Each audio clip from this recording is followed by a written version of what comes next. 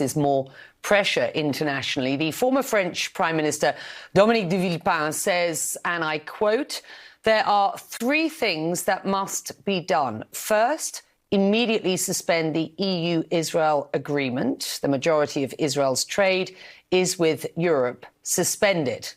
Second, immediately impose an arms embargo from all European countries. Third, bring the entire Israeli government and senior military officials before the International Criminal Court." And Dominique de Villepin joining me now live from Paris. It is good to have you. Thank you for joining us. Right now, the EU is reviewing its relations with Israel. Do you expect Europe to go as far as you suggest? Do you expect it to do the three things very specifically that you have suggested? I think we should really put the necessary pressure on Israel today, because Benjamin Netanyahu is putting Israel's security at risk. It is putting America's security at risk, as well as the Western world. So we should make sure that Israel and Benjamin Netanyahu are going to understand what is going on, which is an ethnic cleansing in Gaza, a risk of genocide, which will be a huge stain on Israel and all of us. And that's why we should really put all the necessary pressure. Becky, in 2003, I was with Jacques Chirac, the most strong voice against an American intervention in Iraq. And we felt sorry the US did not listen to us at that time. What is going on today is really a tragedy. A tragedy for all of us. Everybody understands that we should fight as strongly as possible against Hamas, against any terrorist groups. But here, we are talking about civilians, about the Palestinian people, without no political objective. And the plan of Benjamin Netanyahu is very clear. The plan is occupying the whole of Gaza, to have in a tiny part of land, to have the 2,200,000 people of Gaza, depending on the military Israelis and the Foundation of Humanitarian for Gaza, to deliver aid, and to have all these people displaced from Gaza. This is ethnic cleansing. And I think that we cannot accept such an awful situation. People are dying every day. Children dying, no water, it has been said very clearly, no water, no food, no medicine. How in 2025 can we accept that? And there is one country that can stop that, America. Donald Trump said, America great again. This is the worst of America. This is not what we believe America is. And we should rely on the American people to say no to such a policy, because it is really a shame for the whole of us, for Israel, for Europe, and the Western world. Dominique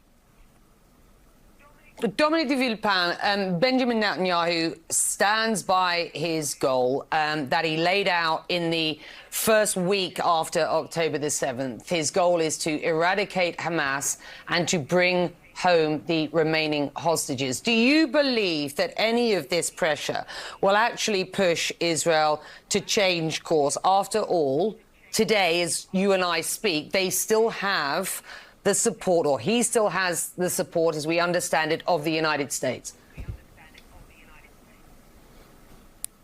Well, I think it very much depends on the United States.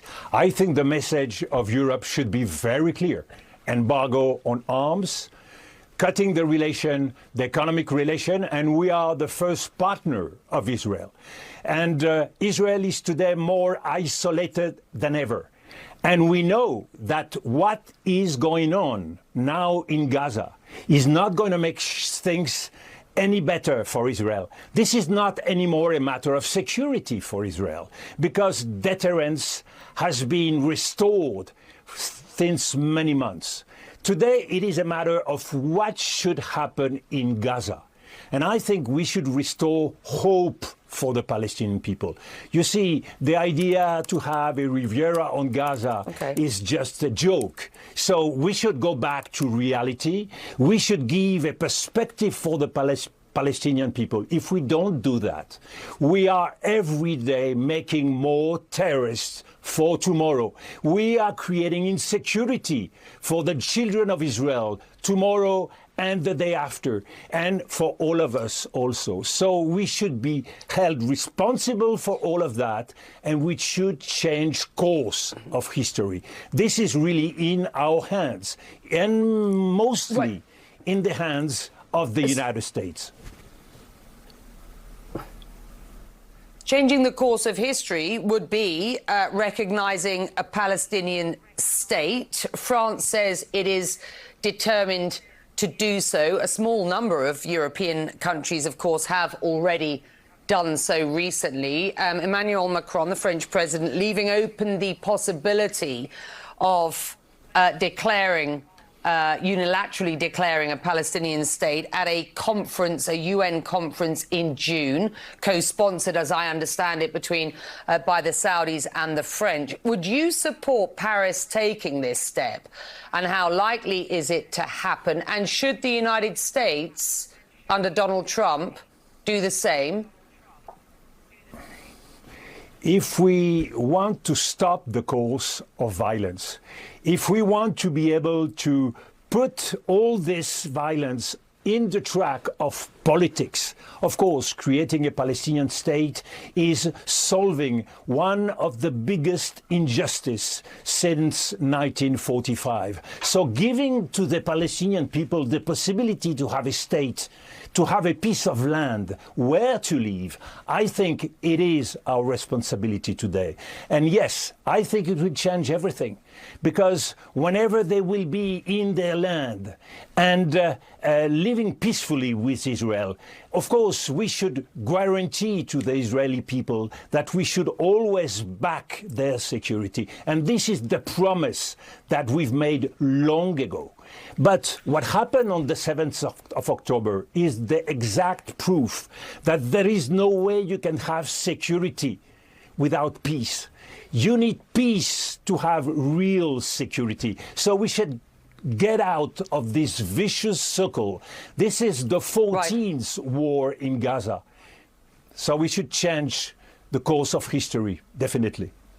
Let me ask you this. Why do you believe it has taken Europe and the UK these days this long to take a stronger stance against Israel?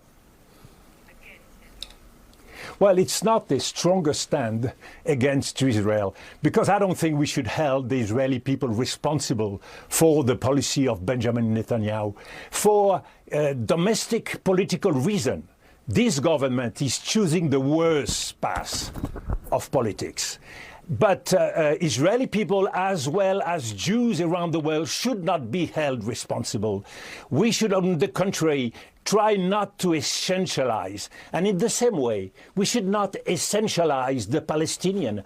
Hamas is not the whole of the Palestinians. It's a small group of people that have chosen terrorism. We should fight against terrorism, but we should give a hope to the Palestinian people. If we don't do that, we are creating a whole generation of terrorists, and things will be ever worse in the Middle East. Right. With very strong consequences in our countries. The view of Dominique de Villepin. It's good to have you, sir. Thank you very much indeed. Your perspective important today. Thank you.